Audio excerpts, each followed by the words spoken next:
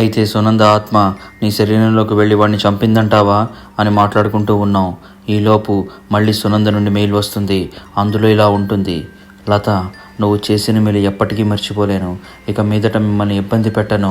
అప్పుడు లత ఏడుస్తూ ఇలా రిప్లై ఇస్తుంది: నువ్వు మనుషుల ప్రాణాలు నన్ను అడ్డు పెట్టుకుని తీస్తున్నావు. వాళ్ళ వల్ల నాకు ఏమైనా జరిగి ఉంటే, నన్ను ఏ పోలీసులో పట్టుకుంటే నా లైఫ్ ఏంటో ఒక్కసారైనా ఆలోచించావా? ఎంతసేపు నీ స్వార్థమే తప్ప. ఏవైనా మాట్లాడితే అన్నీ ధ్వంసం చేసి చంపేస్తా అని భయపెట్టడం, బెదిరించడం. నీకు మేమే దొరికామా? సునంద నుండి రిప్లై ఇలా వస్తుంది: అసలు ఏం జరిగిందో తెలిస్తే నువ్వు ఇలా మాట్లాడవు లత. నేను కూడా మీలాగే బాగా చదువుకుని జాబ్ తెచ్చుకోవాలని అనుకునేదాన్ని. ఆ ప్రయత్నంలోనే వేరే కాలేజ్లో ఇంటర్వ్యూస్ అవుతున్నాయి. మీకు చెప్పిన కాలేజ్కి వెళ్ళాను. అక్కడ నాతో పాటే అదే కాలేజ్కి చెందిన ప్రేమ్తో పరిచయం ఏర్పడింది. అప్పటి నుంచి నా నంబర్ తీసుకుని లవ్ చేయమని నా వెంట తిరిగేవాడు. Next part coming tomorrow.